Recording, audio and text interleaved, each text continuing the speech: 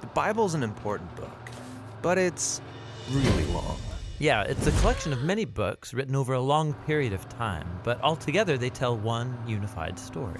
So, what's the story of the Bible? Well, it begins by introducing us to a beautiful mind, the author of all reality, a being called God. And he has the power to take the dark chaos of the uncreated world and bring about order and beauty and a garden full of life. And to crown this accomplishment, God appoints these creatures called humanity, Or in Hebrew, Adam, and they're made as God's image. which means that they're commissioned to rule this beautiful world on God's behalf by harnessing all of its potential and creating even more beauty and order. This is a story about humans using their power to do meaningful, life-giving work. But the question is, how? Yeah, humanity now faces a choice that's represented by a fruit tree. So humans could partner with God and find freedom by trusting in his knowledge of good and evil. Or They could seize power and define good and evil on their own, which, God warns, will kill them. and they hear the voice of a dark, mysterious creature that tells them the choice is simple. Take the fruit. It'll give you power and freedom to rule the world on your own terms. And so they seize this knowledge, and as a result, they become suspicious and self-protective. It leads to fractured relationships, violent power grabs, and ultimately, a whole civilization, Babylon, that has redefined evil as good. And so, God scatters this corrupted human project. And here the story of the Bible takes an important turn. We zoom into the story of a man and a woman who come out of Babylon, Abraham and Sarah. Yeah, God promises that from them will come a new people, a nation that has another chance to make the right choice. And if they succeed, it will open up this new way forward for the rest of humanity. And this is why the rest of the Bible story is about this family. And it does not go well. Despite God's personal guidance, Abraham's family gives in to that same temptation to redefine good and evil on their own terms, apart from God. Even when their best people were in charge, rulers who loved God's guidance and had divine wisdom, even they gave in. And so Israel was warned by their own prophets that these choices would lead them back to Babylon, this time as conquered captives living in exile, and that's exactly what happened.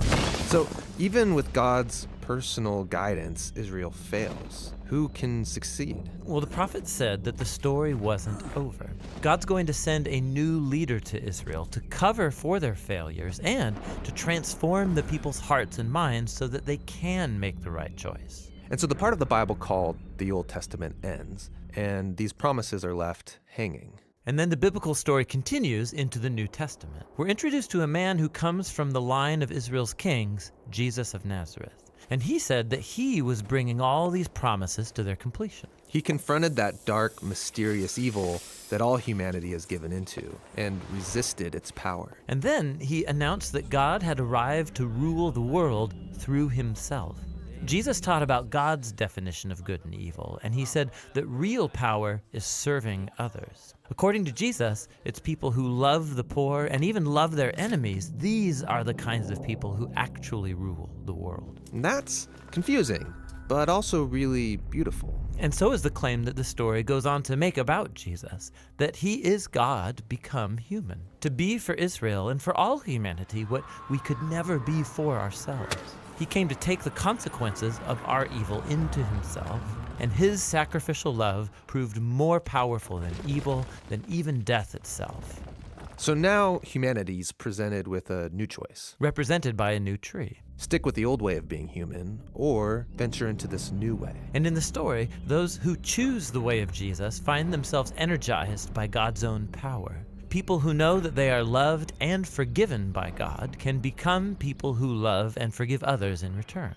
The Jesus movement quickly spread throughout the world, forming these new communities of people who follow the way of Jesus. But they faced problems. There was persecution from the outside by people in power, and inside there was confusion, even compromise. Yeah, because following Jesus is really hard. And so the movement's leaders, called apostles, they wrote letters to comfort and to challenge these communities to stay faithful to the difficult way of Jesus. And they're called to hope for the day when Jesus will come and change everything. And so the Bible ends by pointing to the future day, when all wrongs are made right, when evil is eradicated, heaven and earth are united, and humanity can rule the world together in the love and power of God. Okay, so that's the story of the Bible. and it brings all of these books together. But what's interesting is that each book contains a different kind of literature that contributes to this story in a unique way, and that's what the next video will begin to explore.